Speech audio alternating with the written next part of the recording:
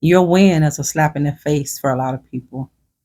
A lot of people are going to feel insulted because you didn't chase, because you didn't look back, because you didn't double back. Now people are going to give a double take where you are concerned. They're going to see you, but they're going to have to look twice, two or three times. They're like, whoa, whoa, whoa. That's what they're going to do. They're going to give a double take because they're not going to be able to recognize you. You're going to be unrecognizable. God is going to reintroduce you to people. He's going to reintroduce your entire life because your entire life is changing. Your entire life is going to get better. It's going to get better and it's going to get better. This is a slap in the face for people. It's a slap in the face for people who didn't think you had it in you to make it, who didn't think you had it in you to win. It's a huge slap in the face for a lot of people who thought what they thought would happen and it didn't happen. It's a slap in their face. A lot of people will feel insulted. People feel insulted, family. This is a bit ironic, but people feel humiliated.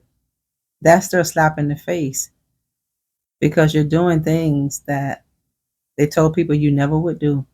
When people talk bad about you, that's a reflection of who they are. It's never a reflection of who you are as a person. So don't take it personal.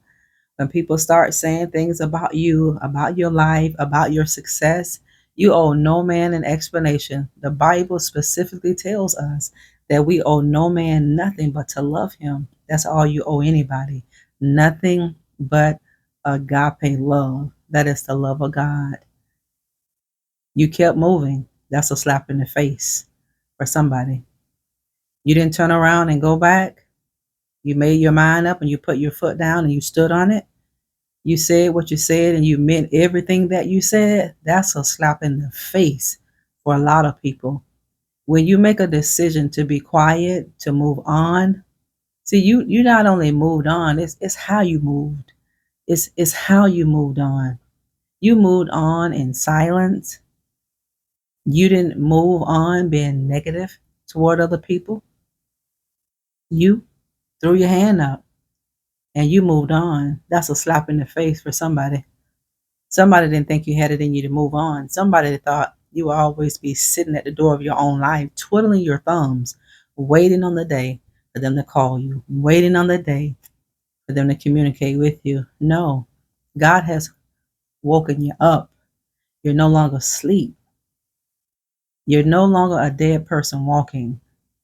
No, you have life. Now you know what life is because you're no longer with things and people that are physically and spiritually dead. These spiritually dead people are no longer part of your life. When you clip that cord, you clip the cord. The last time you clipped it, you clipped it.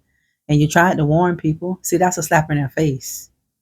When you clip that cord, when you disconnect it, and when you severed the soul tie, that's a slap in the face to somebody. It's always a slap in the face. It's always an insult. It's always a feeling of humiliation that people will encounter when they judge you wrong. They got it wrong. And the reason why people got it wrong, family, is because they judge you on what you used to do. They judge you on how you used to do it. They judge you on the person that you used to be, but you were changing the entire time. See, they overlooked those small changes because they thought it wouldn't be permanent because you've always said it and you always reverted back to them. But this time was different. Their last time with you, that was different. It was different because God got involved. God said enough is enough. God said, you've done this to my child enough. You listened to the voice of the Holy Spirit. You kept yourself aligned with God's will and purpose for your life. Now people are feeling it. Now it's like a slap in the face for people. They don't know what to do. They don't know how to act. They don't know how to respond because everything they've said about you up until this point, things just aren't adding up, but they're going to add up for you. They're going to multiply with you. Their life is going to be divided. Things are going to be taken from the lives of some people.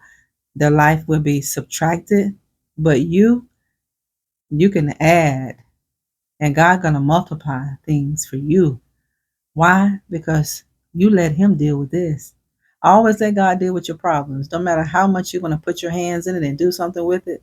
No, don't do anything with it, family. Turn this stuff over to God. We tell you all the time on this channel, turn things over to God. When the enemy tempts you to get involved with it, God said, no, don't get involved with it. God said, leave it all to me. Give it to me. Just put it in my hand because God said, I know what to do with it. He does.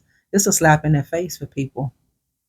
It's ironic now the tables have turned, the tables have flipped. The shoe is on the other foot now. Now they are down and now they're looking at your life being up. And in their eyes, it's not fair that they're down and you're up. Isn't that something? It was okay when you were down and they were up and they were looking down on you. But God said, let me flip the tables. Let me flip the script. Let me switch shoes and let me let you wear these shoes of struggle and pain and trauma.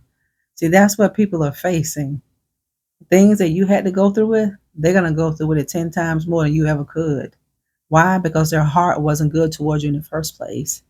Now the tables have turned. That's a slap in their face. They never thought they would struggle without you.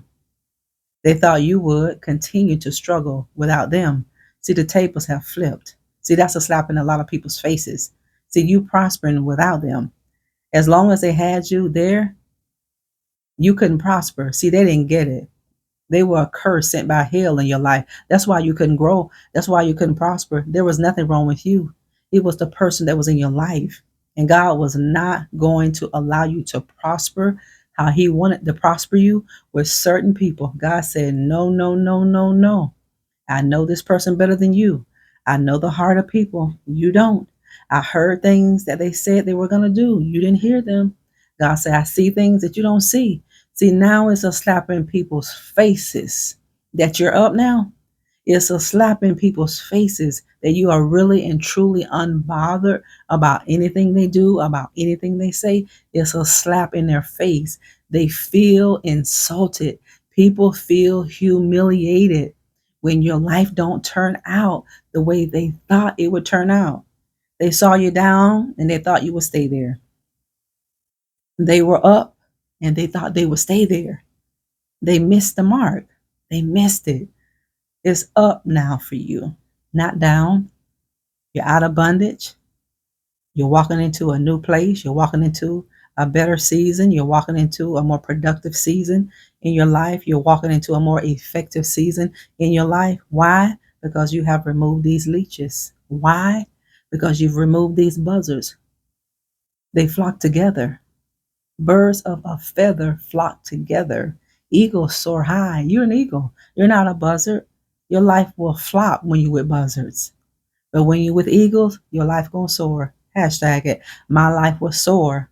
My life won't flop.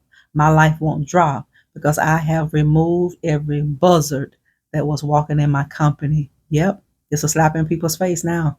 Now that you're up and they're down, listen, you can go nowhere but up.